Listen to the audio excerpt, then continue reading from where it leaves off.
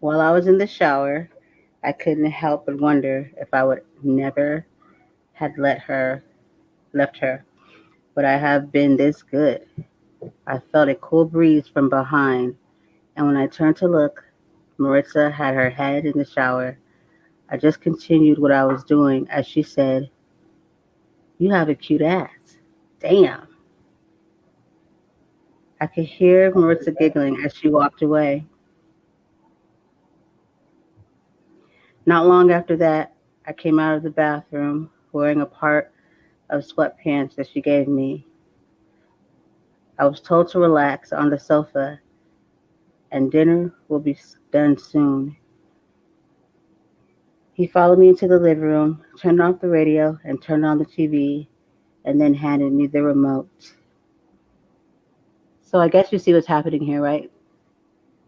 So, You're reading. yeah, one of the listeners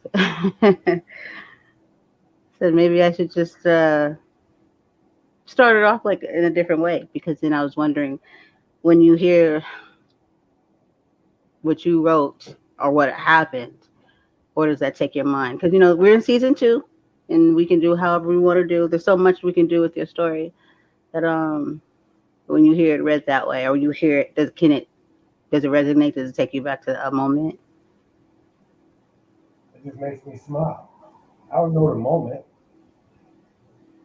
but it just makes me smile.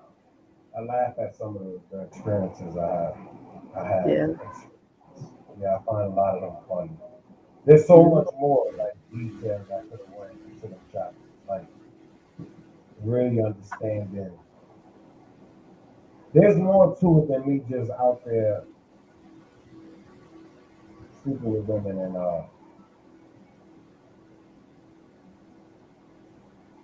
coming across more like a player. Like I'm not a womanizer. So it was more. Those are all funny situations. Shorty would have never been on. Shorty would have never. Wait a minute, who's Maritza? I don't know which one is that. Oh, I know what that one is. Now I don't got my USB plugged in. I know what that is. I mean, that's the you trying to get me. That's the one that that's the one that I said if we ever whenever we see each other, we just if we touch each other, it's on. Like we're toxic.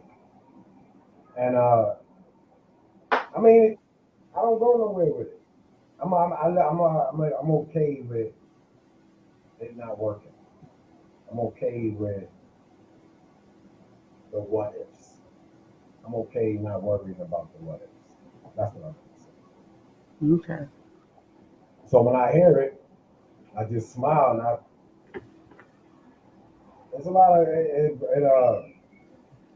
just when it's read, it's just like that's why I said to you while you was reading, like I didn't even know I forgot about the cute ass shit. I forgot she said that. I forgot about that whole shit, like the little things that I put in there. I would have to literally be in the moment. And being free from prison, I can't get in that moment. So Okay. Well, this one, I'm not gonna lie, I skipped through some of the questions and went back and caught some, but there was some dude men that had questions and stuff too. But it was more like about you as you writing this book here and basically sparking some interest of others. And let's see, let's go to a question here. Let's go. Is there anything if you could change if there's anything that you could go back to when writing this book, and you just said something about you would have added more or detailed and stuff, so is there anything that you would have went back to and changed from when you started writing till now? There's a few questions there. like Anything that you would have changed, put as in or took far as out? I wouldn't have added no new chapters. I wouldn't Anything you have would have took talked. out? No, I've never taken out shit. It's like going to get a tattoo cover or getting a tattoo removed. Once it's on there, it's on there. Okay. So I probably wouldn't change nothing. There's nothing to change. Those were experiences that at that time, that's the way I thought. So I could have always remixed it and been more like that would have been live. It wouldn't have been the confession about changing. Okay. Confession 9. And before I start this, I'll just like to say, hey there, everybody. This is a Heritage Hands podcast with Brandy J and Poppy J, aka Anthony Gonzalez. And we are on part 2 of his book, A Man's Confessions Evolution of a Player. And hi there, Anthony Gonzalez. Everybody, we going out here with these chapters. Yes, these confession chapters. I'd be the first to admit that sex in public places with the change of getting caught turns me on. I still feel that way. Yeah. What do you think? What is it about that for people that if you think it's the thrill because you know it's like naughty or it's bad or you can get caught? What was it for you? That's it. I didn't really care if I got caught. You would keep going? Yeah, shorty, we did it outside. We did it in the bar. I That's mean, where else? crazy. Right? I did it in the bar, in the club, by the bar. So it's the thrill. I'm How, on how a many people thrill. you think was watching that? But How many people you think was actually watching? never cared. I know two quarters because they said something. I wasn't in there, man. I wasn't like I was trying to. It's not like I was trying to fuck to stay there forever. I didn't even come. It wasn't even about coming. It was about the thrill of just her saying, "Yo, you won't do it right here." And I was like, "All right, bitch. I did it right there." So you saying you still got that umph in you? You would still like do something like wild and crazy like that? Man, I'll fuck a bitch on the roof. I'll fuck a bitch. I'll fuck a female. I mean, what's wrong with it? So I would fuck a female on top of a car, in somebody's alley, in somebody's backyard. I'll sneak and do it wherever the hell she want to do it at. I don't initiate it. I just follow through. Okay, now what if it was your wife or your significant other? Would you be like, okay, Oh yeah, we still got to sneak fuck. I don't care. She might drag me to a family wedding out or house for dinner, and I don't want to be there, and I'm bored. She looking good, and I feel horny. I'm like, yo, come let me check something real quick, and then that's it. Wherever we find a space, we're gonna find a space. I'm not gonna always feel like a. I like the excitement. I'm not gonna be some old ass boring nigga. That's it. I'm not gonna be some old. Once I can't fuck, man, I might have to reconsider everything else. You know what I'm saying? Like, what is the purpose if I can't even bust it back? I don't know. I definitely know that that would make me think about a lot of things, reconsider a lot of shit. I ain't suicidal, but I probably wouldn't give a fuck about a lot because I can't fuck, so it's no more fun. Flirting ain't gonna be fun if I can't fuck. So nothing's gonna be fun. But at the end of the day, I'm not a boring nigga, yo. I'm never gonna be a boring nigga. I'm never gonna be a nigga that just wants laid in bed sex at 12 o'clock at night or when. Nah. Broad daylight, get it popping, leave the windows open. Look out the window while I look over the balcony. Nowhere is safe for me. I'm gonna try. Yeah, I'm Okay. gonna try. If it looks like a sex spot, I will fucking, I will even ask. Yeah, that corner over there. And if she's my partner, and like you said, my wife, she'll know what I mean when I say you see that corner.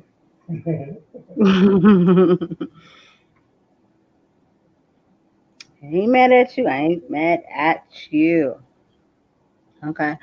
So then, all right. So I'm gonna just switch it up a little bit because I think that the listeners are important. Okay. So someone asked, what is the difference between someone you're just having fun with and your significant other or your wife? Like, what would be the I don't want to say she put requirements, but what is the what separates someone that you just fucking? I was also asked to try to talk a little. So this is an episode where I'm going to talk a little bit more dirtier, and just being open. So what's the difference between you fucking a woman, a lady, and then the difference between your significant other or wife? Because you still require fucking and dirty things, but what separates the two? The connection. That's the only thing that separates. If she's my wife, then I already in my head have accepted that I'm a one woman person. So she's at my full like whatever she say, whenever she calls, whenever she wants to do something. Everything else gotta come to a halt. If you ain't my wife, I don't gotta talk to you all the time. I don't gotta definitely ain't gonna be questioning about nothing I'm doing. So that's the difference.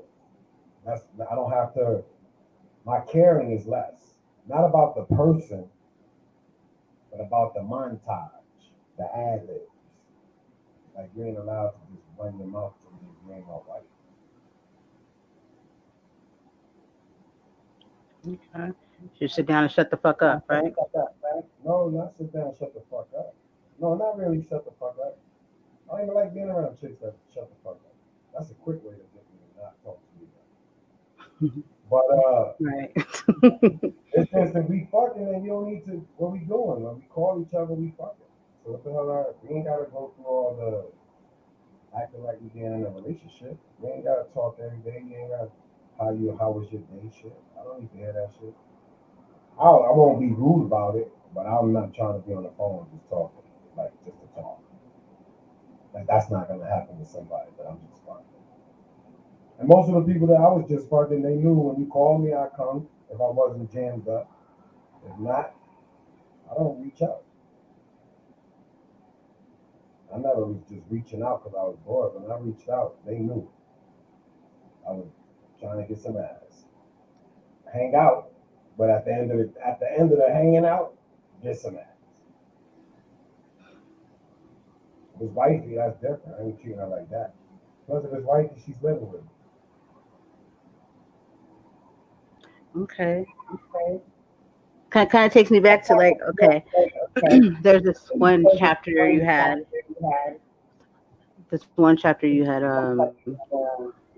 and I don't know if I could say I learned something from it, but it left me with an impression. Let me check something out real quick because I hear echo. Do you hear echo? Nah. Okay, cool. I do, but it's cool. So it took me back to this one chapter where it was really intense, be really detailed. I'm not gonna sit here and lie, act like I remember her. No, I do remember her name. I think it was Banana, something like that. But she required a lot of sex. Like she was. I ain't gonna lie. I got kind of hot. I got a little hot and bothered when I was reading No, you gotta say the chapter name. because it's popping in my head. It's a pop up. Oh yeah, that's bedroom bully. I'm pretty sure that's bedroom bully. Okay. Yeah, and she was just like a lot because you just said something right now. You were like they knew what it was, and you didn't even call. They would you wait for them to reach out, and you had said that within this one, but the sex was so intense and it was so good, and you guys obviously were what I mean got connected very well, but the shit was so intense. I ain't gonna lie, it got me a little hot. But at the end of it, you realize that she required a lot, and you even said that she kind of intimidated you a little bit sexually. So by the time you was done, you was kind of slung over the bed because like you didn't even call the bitch no more. That pretty much was it. You just kind of waited for her, and it didn't matter because you had other options or whatever. So what I'm getting at here is that a bitch can fuck you hella good, and that's still, you know what I mean. You still won't be, not saying like you gotta fall in love or anything, but it won't be something like you like, okay, that's great, you fuck my brains out, you know. Listen, I don't know. That's just crazy. Now that you pointed that out, I just wasn't the relate. Listen, I played the game the way the game is supposed to be. I'm not here to fucking trick anybody into falling in love. I haven't met Sunshine. I had some good sex, but I haven't met nobody that just made me like wanna leave the one I'm with, like Usher say. So I'm saying, like, I ain't meet one girl that made me want to stop messing with mad girls. That was it. I just didn't meet it. Okay. She was a beast. She was a beast. She was older. I was younger. I was super hyped that this older chick wanted to fuck me, and she was older and mad experience. So I never had a chick that I didn't really mess with a lot of older chicks. I was always the oldest. Like I was the oldest out of the relationship. So to have someone, she wasn't that much older than me. She was within 3 years, but 3 years, that's a lot of experience. Because she fucked with mad at them, the money niggas. That's what I said. This was in New York City, too. This ain't even some out of town. This is New York City. Shorty messed with, knew, everybody respected her name, like her sisters. This was the neighbor, like she was known. She was loved. She was good. So when she wanted to sleep with me, I was like, oh, shit. Cause she had brought all her sisters over, and I tried to hook her sister up with I think it was my uncle. But Wise was never really, Wise a good dude. Like, I don't say that because he's family, but he's really a good dude. Like, women wise, like, he wasn't, I mean, he could play, he had a season, but that wasn't his shit. And that's what I'm saying. People that, once you know it ain't your shit, then why keep playing with it? I was built, I could deal with it. I ain't had no, oh my God, I ain't never want to kill a nigga over a chick. I ain't never want to fight a chick over a chick or nothing. But Shorty was mad experienced. She was going for the whole day. That shit was like, it was mad hot. No AC. I was dying. That was it. She ain't never like try to holler at me to come fuck again or nothing.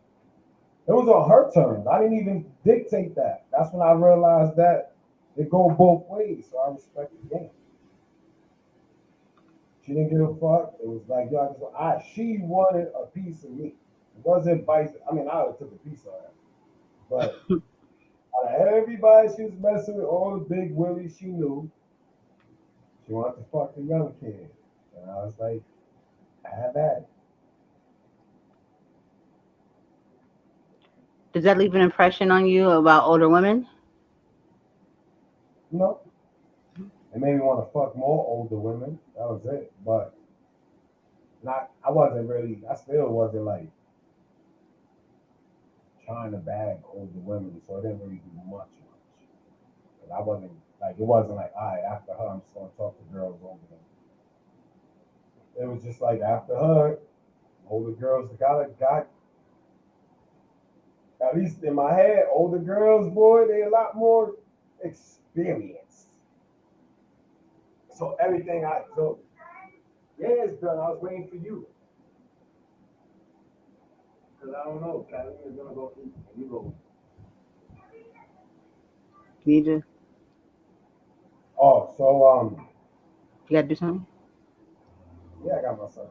I said no, you gotta do something. Oh no. I ain't he's confused. Um, yeah, that was just old women experience. Oh shit. Hold on a minute. Yes. Yeah, yeah. I ain't have my phone on. No. drop them off a little bit. Not right now though. Yeah, I'll be there. I'm not gonna. I'm playing with Catalina. All right, I'll give you a heads up. All right.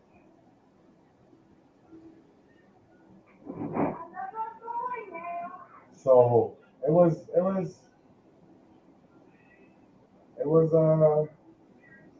nice. Wasn't a bad experience. Tell the truth, probably only ran into one. Well, I'm not. I'm about to say this. Well, like her, I've never ran into a girl like her. Never that vicious. Like she wanted what she wanted. That was like my first time ever even making it past the first one. Like the first NUT. Like the first, like I thought it was over. She's like, nah, man, work it. And she worked it. And I was like, all right. I think we did it like 3, 4 times. Like, oh my God. That was fucking a long ass day. Because we didn't even get to the night part. Like, this was daytime. I don't know. It was we was in that shit for a long ass time. And that was it. Off to the next one. Um, got a question. Like I You, got handled by somebody that was a player, female player. Good. well, I got someone here that wants to know what they want to know what Poppy J. See, what is your desire from a a significant other or your wife when it comes to the sex part of the relationship? Like, what is your ultimate what would you like or require, however you want to, take put that when it comes to the person you're with sexually? What is the ultimate get down when it comes to sex? Like, what is it Okay, that you require? I don't that I ain't on no time schedule. That's it.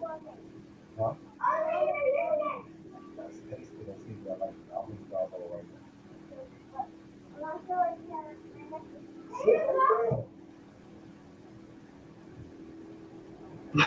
Like, what's Yeah, the get down? What do you want her to do? What do you want your significant other to be? move the chair to the other side, where the bigger side is at. No, move it that way, man. And then she gotta move her chair on that side so the two chairs can fit. I don't have a get down. I don't know. I don't. It depends on the person. I don't have a significant other, so I can't tell you what requirements is needed because I don't know what requirements. So how do you want what her to be sexually? Do you want her to be when I'm ready to as get it, I want long to get it? Like listen, that's why I said you want to know. as long as we ain't on a schedule. That's it. As long as we're not on a schedule, I want to be time in between shit to have sex. The only time I'm gonna get sex at night is at late night after work when we both tired and trying to fuck before we go to sleep to get up early. Then I'm gonna be cheap. Hmm. She won't be my girl if that's the only time. Yo, son, what are you doing, man? All right, then he moved that. So move that. Get over there. What chair does it matter? All right, so you move your chair to the window. Move your chair to the window.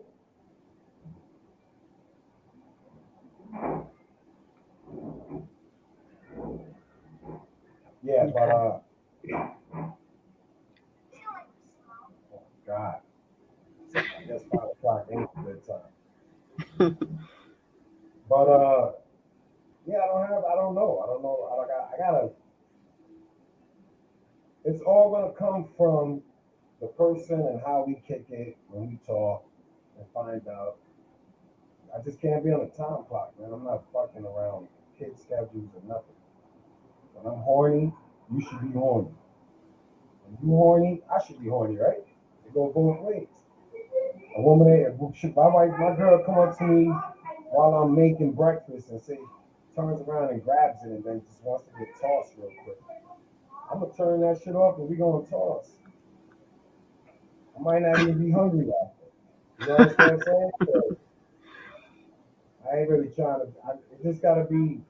It don't have to be, but it always has to be a window where the sun rises and you get the wind blow against your nipple and you want to have it.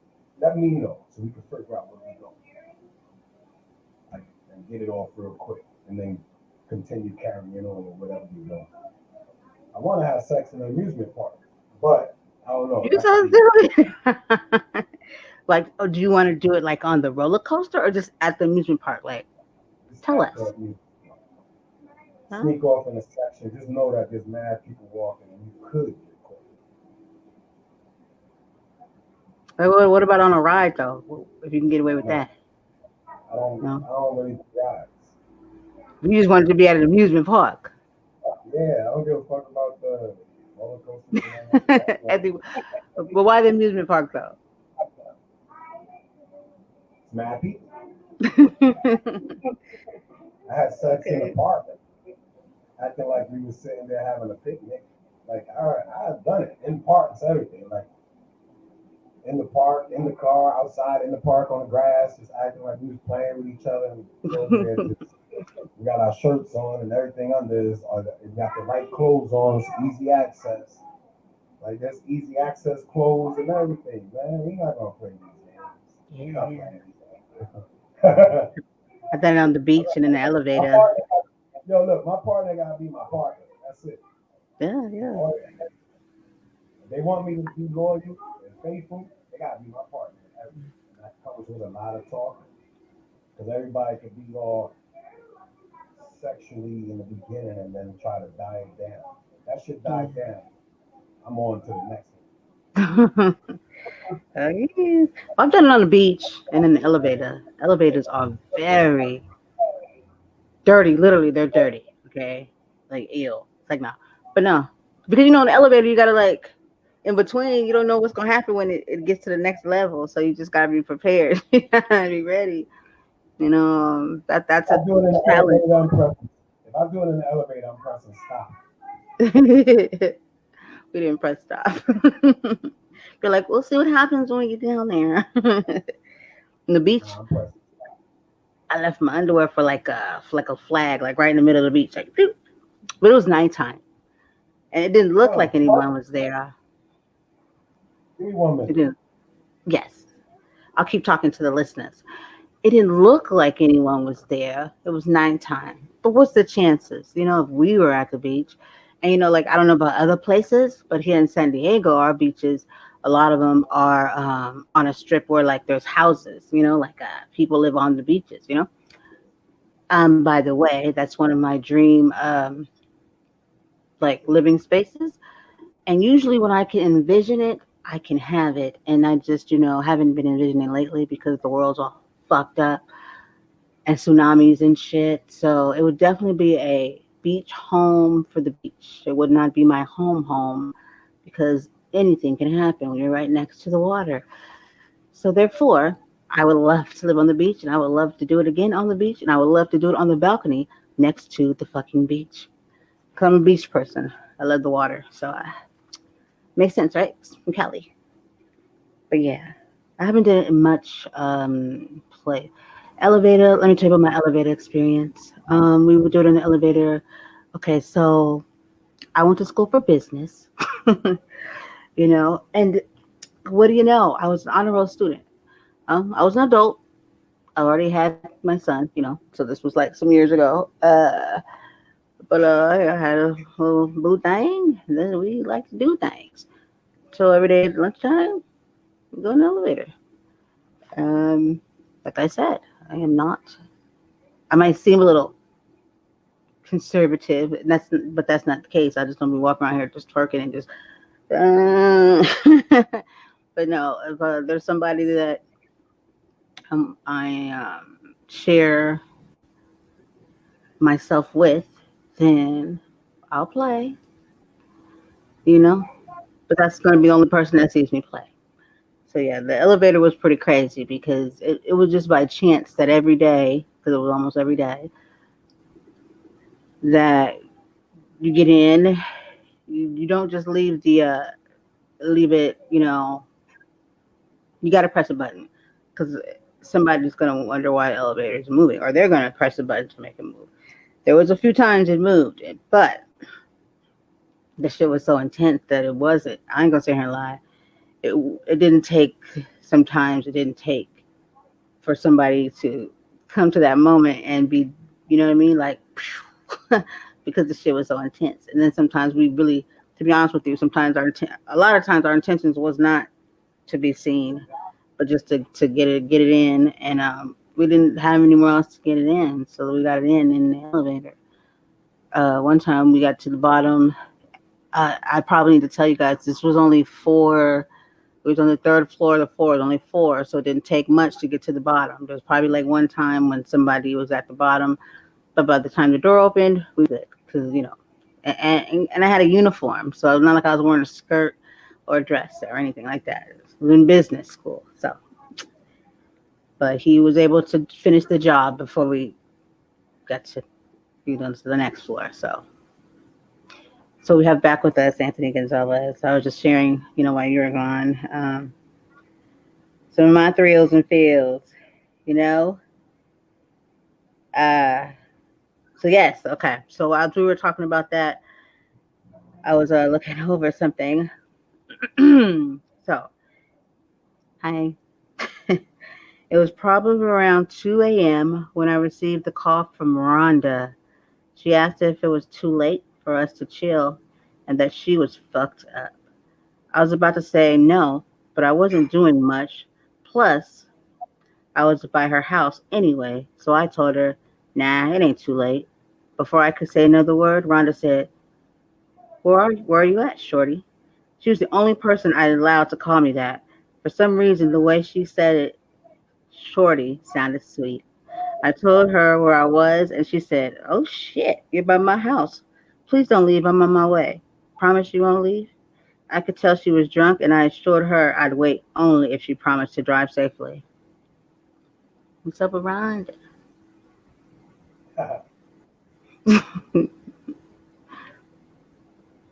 What's up with her? She was she was my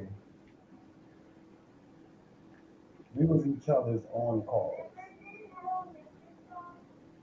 She had a man though, so we was like, and he used to fuck her ass up. Anytime he thought she was talking to him, she was a risk taker. So Rhonda became Rhonda. She became my best partner. We didn't talk a lot neither. But No. call, that'd be it. Like I never called her. Every time we did something, it was her call. Like I never called her to say, yo, what you doing? She had a man, so there was never no need for me to ever try to call her. It was like unwritten rule. You know what I'm saying? That's when I say playing the game right. You messing with a girl that got a man. How you trying to fuck her shit up? Brother, and that shit was good. I seen a lot of new, there was a couple of dudes that I knew that tripped and stalking her and shit like that, trying to always get some. But she dubbed them phony ass niggas and fuck with a real nigga that knew how to play the game the right way.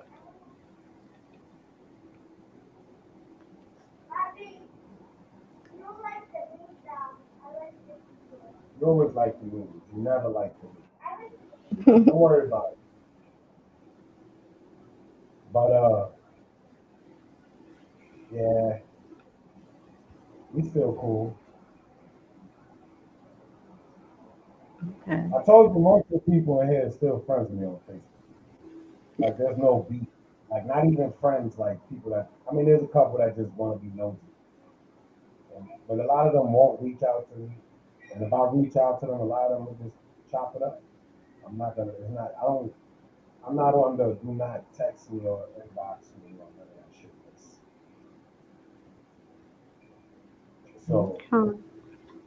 and being on my friend and knowing that I can message you, it's like the slick way of not giving out your number, but giving out your number.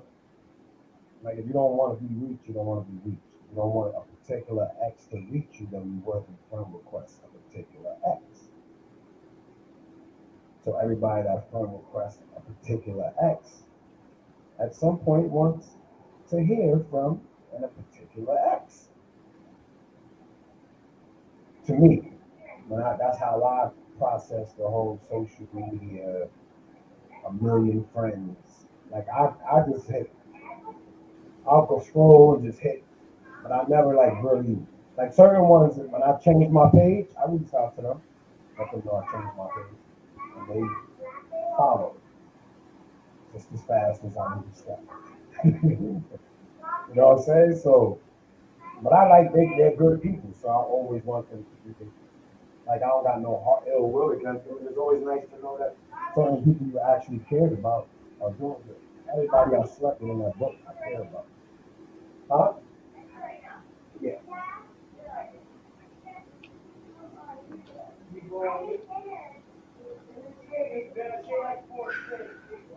Well, as for me, I can resonate.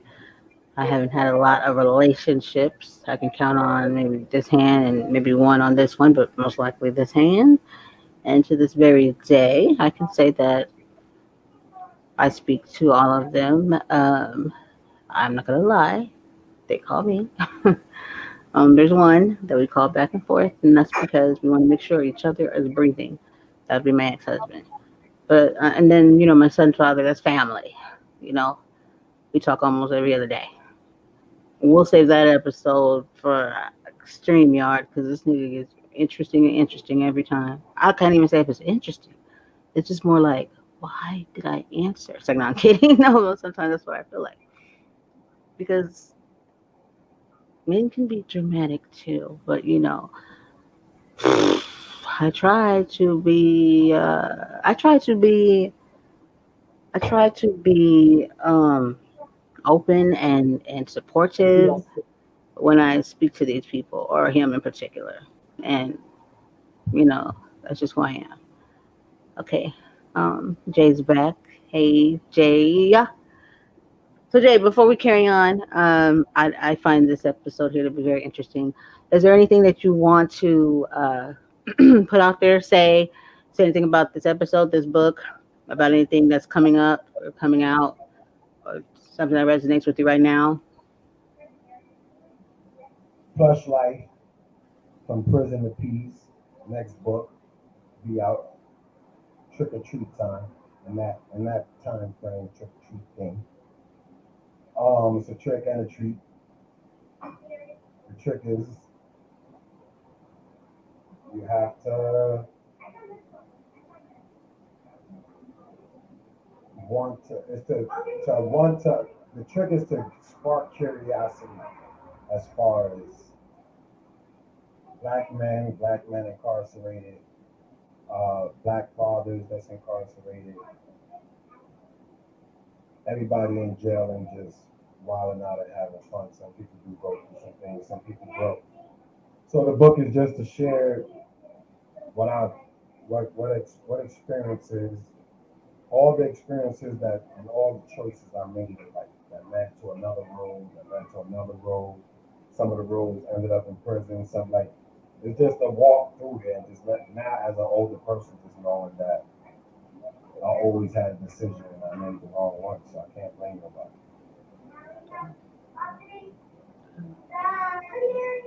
So other than that,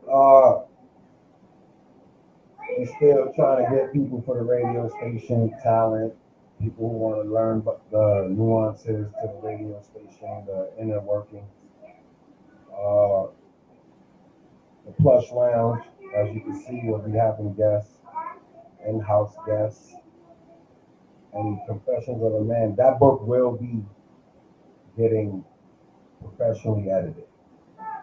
And then, like you know, with Pepper, she'll call me and ask questions, and you'll get her. She'll mix it right. She wants pepper it up. So that book might be completely different by the time she or her Hot Ones company, whoever she has, work on it. And there's a part, and we're season two. We're talking about it now, so that book probably won't be out until after the movie. And Confessions of a Man is on Amazon right now. Anthony J. Gonzalez is the author. Confessions of a Man: The Evolution of a Player. Okay. So I have okay. So let me ask you something, which I don't think we've talked about this before, or maybe we have. Would you say okay? So, because for me, and then knowing you and listening to you, we talk like with your books and stuff. There's way more than what meets the eye. Like if you're really paying attention and you're really reading it and you're resonating with it, you'll like you say it's more than just like with Confessions of a Man. It's more than just the sex. If you pay attention, there's a message, there's a journey, there's showing you what phases you. It'll tell you a little bit of everything, like where you was at in your life, what thoughts you had. To me, I saw like change, like maturity, a growth spurt. Questioning yourself, stuff like that. Uh, would you say that if somebody was really taking the book in that way, say for instance a woman, could she gain a better perspective? Because you know how women can be, we can get one sided and we just see one thing and we be like, ugh, he ain't shit, or just whatever it may be. I can contest to that. This women can we go there, but that comes with maturity too. Would you say that a woman can read this and get a better perspective on a man's thoughts? Because we just assume like you shouldn't, like we want you to be sexual, but like like obviously we like it because we wouldn't deal with you guys, but on a whole nother level, we'll condemn you for it. We'll be like, oh, he ain't shit. He's out there just fucking. You know what I mean? But if you actually pay attention and if you're mature enough, would you say that a woman could get a better perspective on like what goes through a guy's head? I mean, because everybody's different, but get a general perspective on what goes through a man's head. If you read,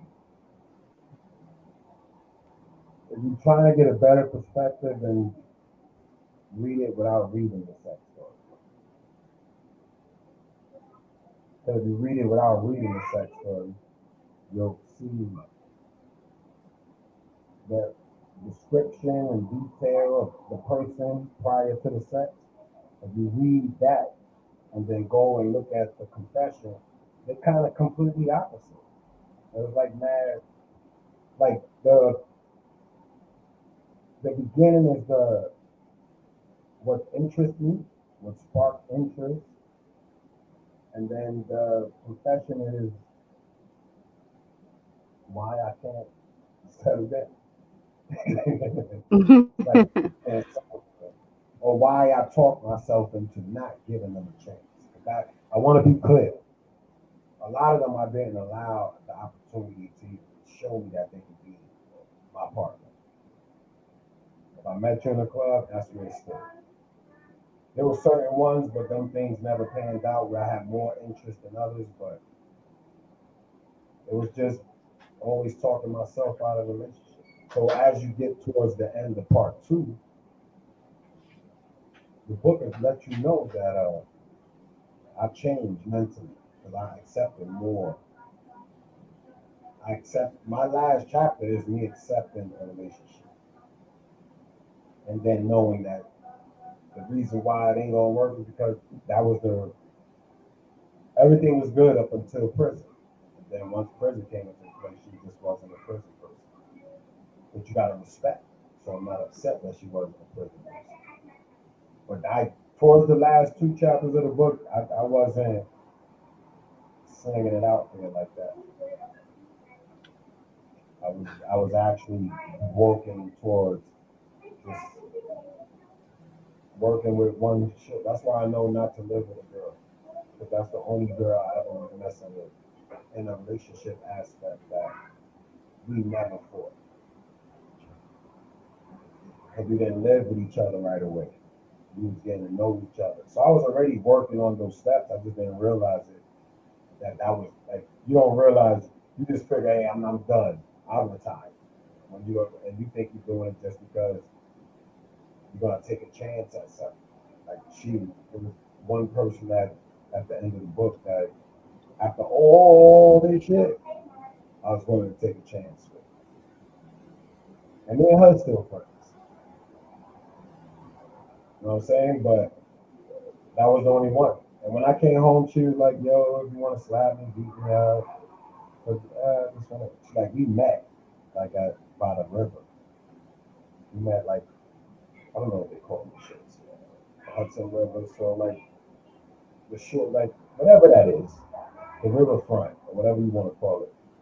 And my cousin called me and was like, "Yo, Shorty wanna meet see you, but she's scared." I was like, "All right, so meet by the water." Like it's a big ass area. There's no way you're doing nothing bad in the daytime and not going or get in trouble or getting seen. So I was like, "Yo, bring it in." And my cousin was talking to me, and I was mad at that nigga because he dug me when I went to jail too. Everybody had mad problems all of a sudden. So I ain't really want to talk to neither one of them. I was scared of my anger or saying something fucked up when I should have just not even seen them. But it didn't turn out that way. She was cool. Okay. So I mean, it's growth in there. It just shows you that some men take a long time. Some people take, but I'm sorry saying I was built to play that game, so I didn't really see why I should stop doing. You know what I'm saying? It just had to. What you went, you it let things play the course. Like I got all. It might have took a long time, but I dealt with my childhood issues and how I looked at women from what I went through as a child, how I perceived them. Like all that shit took a factor into why I was the player I was. And then prison made me realize that, like, I don't know why I started thinking about writing a book. But then again, it's probably because I can't jerk off the pictures. So my memory is good. So anytime I felt some kind of way, I just opened up to my pad and just read it. Took care of myself with one of my stories. And that's what I'm saying. Even writing it, I can't like when I think about it, it's clear as day. When I write it, there's probably some things I might have like key things. I guess I added a little acts to add a little more spice to it. So it is what it is. Okay. You know what I'm saying? Not cocky, very, very, very, very confident. Confident to the hundredth power. Now, but yeah, it was life. I sat back, reflected on everything. So between Confessions of a Man, part one, well, when I wrote it, it was just one, but it was mad stories, so I had to break it up into two. That's how many. That's how much paper I had just stacked, and just Talking about writing that it shit you as busted out in the bags and stuff. that was the other one. That one I got. I do have a project that I want to do. I don't know how it's going to get done. I don't know when, but it's called Blind Love, Loving Without Knowing. That's me after Shorty left me or abandoned ship when I went to jail. Uh, when I came, well, like my last 3 years there, I met someone that like a pen pal, and it turned into a situation that turned into a relationship that turned into we just wasn't compatible as us. We wasn't as compatible as we wanted to convince ourselves. Nobody, there was not no changes. Nobody was willing to make a change. Now I ain't saying nobody. I made a change, but she wasn't really understanding how important it was to make a change. It was like, all right, you're gonna adapt to my world, and her world wasn't my world, so it didn't work. So I got all the emails, letters, cards, anything, and we just. I'm trying to make a book out of it, but I need a. I'll probably work on it once I get the scanner, and then I'll just scan everything.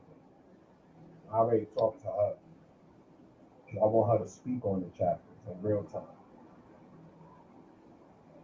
and let her Okay. tell you. It's gonna have confession. Everything's gonna have some type of confession, some type of in real time confession. So my confessions in that book is real time. As I was thinking about it, as I was writing it, as I was dissecting why me and Shorty didn't click. Because even me, when I read the beginning of each chapter, I'm like, man, Shorty sounded like a winner. And so it's mad things. It's all my life. So that's all between all these books is just what I paid, what I was just trying to figure myself out at first while doing prison time, trying to isolate myself enough to figure out and revisit a lot of shit in my life. So all the books is me actually doing my own therapy. I was like my own therapist. I write it, I read it, and then I just break down why this shit ain't working. Look at how I used to think. So I mean, you can learn something from it, but if you like the sex shit, then fuck it. If you like the sex, there's some people that just don't need like everybody. Like most of the people who comment to me, it's always the sex. They never bring up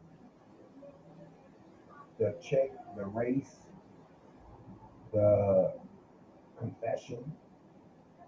They always just damn nigga, you nasty. Damn nigga, you're free. Damn nigga, and that's it. It always it's like I mean, some people will read it. I mean, you gotta read stuff once, twice, three times. That's what I'm saying. So first time you read it, sex is gonna pop up. Second time you read it, sex still might pop up. But the next time you read it, you're always supposed to look for something you missed. So the second time you read it, pay attention to the description of the female, how I look, and how I described it, and figure out like that's the crazy shit. I was describing like Shorty was the baddest thing I seen, or one of them. You know what I'm saying? Like Lil Wayne said, I put bad bitches in the friend zone. In the friend zone. I put bad bitches in the friend zone. Nigga, I said that before I was doing that before Weezy said it. That's what I'm saying. That's the part that I always, when I wrote it, was like, this is what I did. Not being the man, but I was the man. But not the man. Not the dude with the money. Not the dude with the jewelry. Not the dude with the car. Not the dude with anything. Just the average dude trapping. And I was putting, and I'm telling you, I put this, and I ain't lying. There's a lot of them that I put in a friend zone or I just dubbed that a lot of niggas will like. You know what I'm saying? Just off the looks, they might like. I just wasn't built like that. That wasn't in my DNA to just like things because of the outer part or what I think the baby might look like or any of that dumb shit. Okay. So, I mean, I think it depends on how you, where your mind is at when you read it, what you're looking for. Love you too, son. Hmm. You tired? So go lay down. You didn't have to sit there. Go ahead. You want to go to mommy house? All right, after I'm done. But yeah, that's the life. Okay. That's the Well, we life. appreciate you sharing that with us. I mean, we're down to the minutes, and there was I don't know if I should save this question maybe for something else because I have some other ideas that are coming about to go with this show and also to promote your book. So I think I'm gonna hold off on that one because that would open up a whole nother door because we're hitting the hour mark, and we know that you have a young son that you must tend to. So once again, we appreciate you enlightening us with your view and what you share with us in your book. Anytime. Yes, I'm an yes. open book. I'm an open book. This Okay. helps Well, too for podcasting. Even though it wasn't part of the whole thing, but being so open helps for podcasting. So it ain't nothing you can really gonna dig up. right. I already, and you can't turn the women against me because I'm explaining to them that this book wasn't about womenizing women. It was a young boy loss.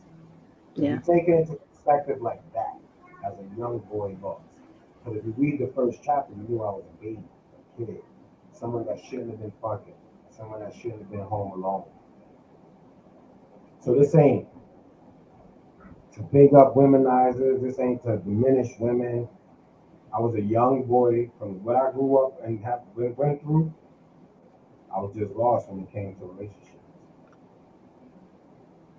And that's how I share with people. I tell them it's a story about what he experienced from a young child into adulthood, uh, growing up, and what he experienced with women and how he views them, and just tell them the story versus just talking about what he did. It's like explaining why, and why he thought the way he thought and all that stuff. So I personally think it's great. I know some people, obviously, some people that like it, and the more and more that they see and we talk about, and I think that now that the book is, available, it'll be more of some reaction, you know. So everybody, so keep watching. We have more videos. Podbean, no, no, no. Let me see if I'm getting this right. Patreon is where you'll catch the videos. Podbean and Anchor is where you will catch episodes, and you might catch some snippets. You will definitely catch some snippets on a what's the headliner, and yeah, some interesting ones too, and maybe even some behind the scene ones. You just never know what we'll do over here at Real Wise, right? Yeah, we won't know. We don't know. No limits here. I don't think there is. I don't know. I don't know. But thank you so much, everybody, for tuning in. This is for me. This is the girl Brandy J, and you know For where to me, find this is me. your boy Poppy Whoever that. J, aka Anthony J. Gonzalez, aka Hot Boy, aka well, ex Hot Boy. When I talk about the books, I feel like I'm in that era again. It does make me feel like a hot boy. Like I can feel the hot boy. Like I can see that like I tamed that person. Because you're always who you are. Every part of your life, you're still that person. So and for the years I spent playing, it's like a recovery. It's like being in recovery. Like how Tiger Woods is addicted to sex and shit like that. Like you have to tame it. There's moments of weakness. It's like there's moments where you just don't give a fuck and you're gonna do what you're gonna do. You know what I'm saying? But it just it just it's just oh my I don't regret nothing. Not my past, not the shit growing up as a child, nothing. Because everything made me who I am today. So if you're gonna take anything from this show, no matter you gotta accept your past, you gotta address whatever issues you think you should address so you can move forward. And then you just gotta live your life, man. I don't regret shit. We all make mistakes. If I regret every mistake, I'll be more confused because I'll be questioning every choice I make. I know right from wrong, so and I know I ain't know I ain't know I'm not a woman beater and none of that shit. I just didn't know how to articulate words. So I probably would have been telling bitch, get out of here. I'm not looking for a relationship. When I first, man, I used to run around telling girls we loved them just when we met. Damn, you hot, I love you. Like that was me and my two. That was like me and my 2 man shit. We be on the train. Damn, man, I love you. And that shit get mad numbers. Man, he was dumb, man. The girl, like, I don't know why the fuck I was running around just telling everybody I love them. That's why I don't really mean that. Like, the word was like watered down as a child. Like that was one of my pickup lines. Like that's the way that was the icebreaker to a conversation as a like when you in a like when you saw something bad that you knew wasn't gonna stop. Instead of guys being like, yo, bitch, yo, ma, yo, shorty, you'd be like, damn, Miss Parker. You was like, damn, I love you, shorty. That shit worked. Now all the dudes that watched us, man, was like, yo, how the fuck are y'all three broke ass niggas getting all? And we used to make them come to the block. And we used to like we had a little trio, like the three amigos, man. We was vicious. Like we used to look at stand next to each other, be like, yo, bet you my people goes up before yours. Dudes are stand there and just by the phone on the corner and just wait to see who had a chick that would call them. Like niggas was just seeing who would get calls more. One time the nigga was mad because he lost the bet. He ain't he ain't uh he ain't getting no beats. And I don't know if he thought it was broke or something, but he flung that shit on the roof. And I said, you can leave it, that clean it up. Don't worry about it. As it was going to the roof, that shit started going beep, beep, beep, beep. We was dying. Yo, we was dying off of that shit like dumbass. You threw your shit on the roof. I didn't sick. But that's how we was as kids. So we was, man, like I said, we wrong for not being, I guess you could say we wrong for knowing that we should just been with one woman. At least that's what they say. So we knew that our parents wasn't looking thrilled about it. But they knew we was, man, moms, our parents knew. Whoever we was living with knew that we was the three amigos and we was gonna bring different girls all the time. So meeting certain family members didn't count. It might have counted to the girl, but it didn't count to us. Cause my family member, she not tripping. You walking out of here, she gonna forget your name, girl. Like that's how it was. Just crazy. We had chicks come from everywhere, from East New York, Bronx, Manhattan, Queens, like wherever they was at, they was coming to check. Long Island, like everywhere. We was known in New York City. Like we reached out. We was in mad projects we shouldn't have been in talking to girls. Like we was going places that niggas used to be like, yo, you gonna die. Like we was just girl crazy. And it just trickled down, it trickled all the way up to when I started selling drugs and everything. The drugs made it even more crazy. And that go back to being as a child and seeing that what women did for drugs because of my circumstances in the crib. So I seen the chicks do what they do for drugs. So let alone now I'm a drug dealer. Shit, I didn't go in there thinking that there was a relationship that could come out of the drug life. So I wasn't even trying. So it's mad dumb. There's mad shit. There's mad stuff. But like I said, if they don't understand by the book as we do these and I talk about it and just keep it a buck with y'all and speak from now, it was not nothing malicious. It was just a part of my life. I wrote it. Sex sells. A duh. What the fuck you want me to do? I had a lot of sex. If sex sells, then I might as well sell some of it. You know what I'm saying? I want to sell what I wrote. So that's all it is. It ain't nothing. Like I respect women. Women raise me. You see me around my family. You see me around women in my family. I don't even act like I'm the man when I'm around women in my family. I play my role. I know the hierarchies. Just Yeah, because I'm grown. the women Yeah, run just that. because You I'm can tell it's a lot of energy, woman energy. yeah. Hey, you look at all of us, all the men that's in that house. When them women speak, we listen. We talk our shit, but we listen. We don't. I'm 48. I could have told half of them, don't tell me to do nothing.